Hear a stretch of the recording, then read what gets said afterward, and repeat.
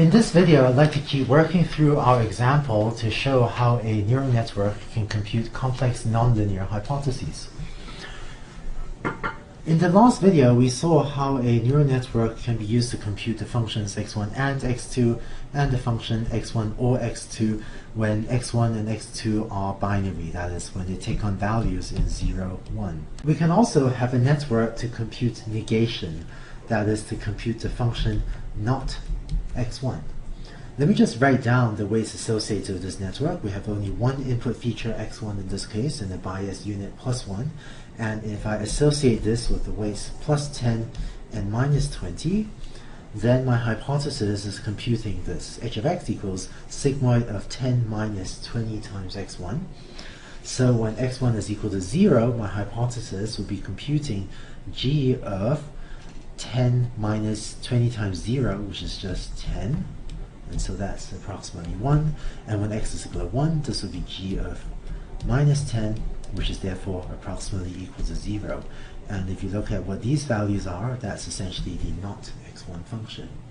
So to include negations, the general idea is to put a large negative weight in front of the variable you want to negate. So if there's minus 20 multiplied by x1, and that's the general idea of how you end up negating x1.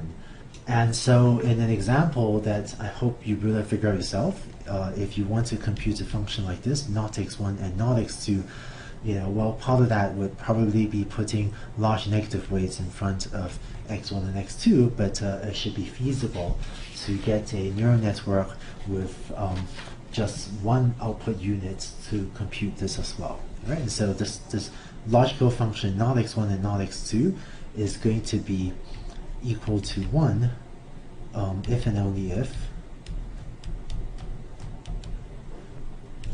x1 equals x2 equals 0, right? So this is a logical function that says not x1, that means x1 must be 0, and not x2, that means x2 must be equal to 0 as well.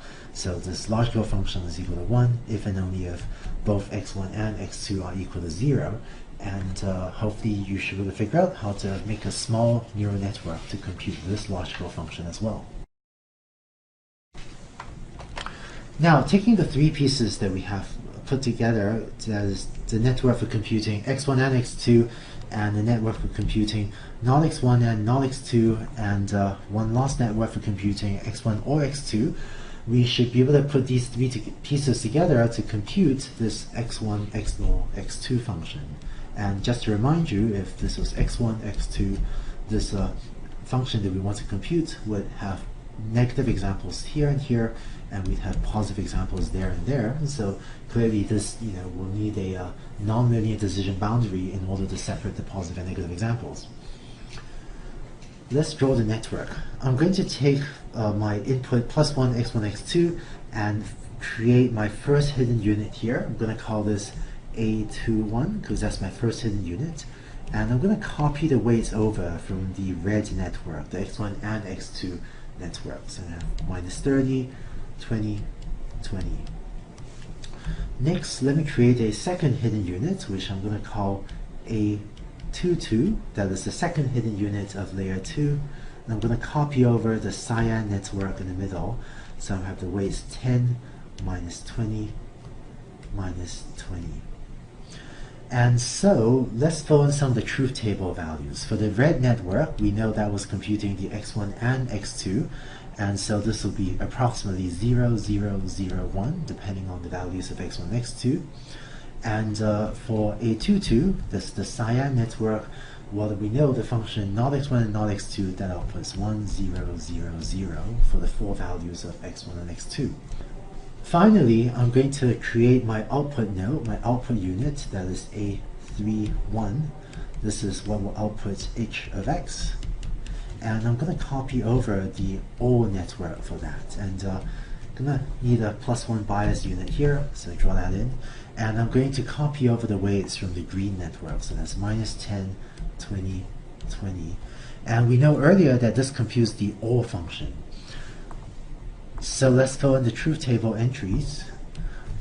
For the first entry is 0 or 1, which is going to be 1. Then next 0 or 0, which is 0, 0 or 0, which is 0, 1 or 0, and that falls to 1. And thus, h of x is equal to 1 when either both x1 and x2 are 0, or when x1 and x2 are both 1. And concretely, h of x outputs 1 exactly at these two locations, and it outputs 0 otherwise. And thus, with this neural network, which has an input layer, one hidden layer, and one output layer, we end up with a nonlinear decision boundary that computes this XNOR function. And the more general intuition is that in the input layer, we just had our raw inputs. Then we had our hidden layer, which computed some slightly more complex functions of the inputs that is shown here. So slightly more complex functions. And then by adding yet another layer, we end up with an even more complex nonlinear function. And this is the sort of intuition about why neural networks can compute pretty complicated functions. That when you have multiple layers, you have relatively simple function of the input to the second layer, but the third layer can build on that to compute even more complex functions, and then the layer after that can compute even more complex functions.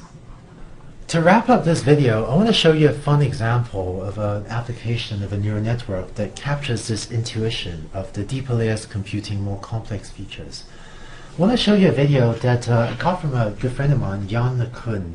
Jan is a professor at New York University at NYU, and he was one of the early pioneers of neural network research and is sort of a legend in the field now, and his ideas are used in sort of all sorts of products and applications throughout the world now. So I want to show you a video from some of his early work in which he was using a neural network to recognize handwriting, to do handwritten digit recognition. You might remember early in this class, at the start of this class, I said that one of the early successes of neural networks was trying to use it to read zip codes to help to help us send mail along, so read postal codes. So this is one of the attempts. This is one of the algorithms used to try to address that problem. In the video that I'll show you, this area here is the input area that shows a handwritten character shown to the network. This column here shows a visualization of the features computed by the first hidden layer of the network. And so the first hidden layer, this visualization shows different features, different edges and lines and so on detected. This is a visualization of the next hidden layer. It's kind of harder to see, kind of hard to understand the deeper hidden layers, and that's a visualization of what the next hidden layer is computing. You probably have a hard time seeing what's going on, much beyond the first hidden layer. But then finally, all of these learned features get fed to the output layer, and shown over here is the final answer, is the final predicted value for what handwritten digit the neural network thinks that is being shown. So let's take a look at the video.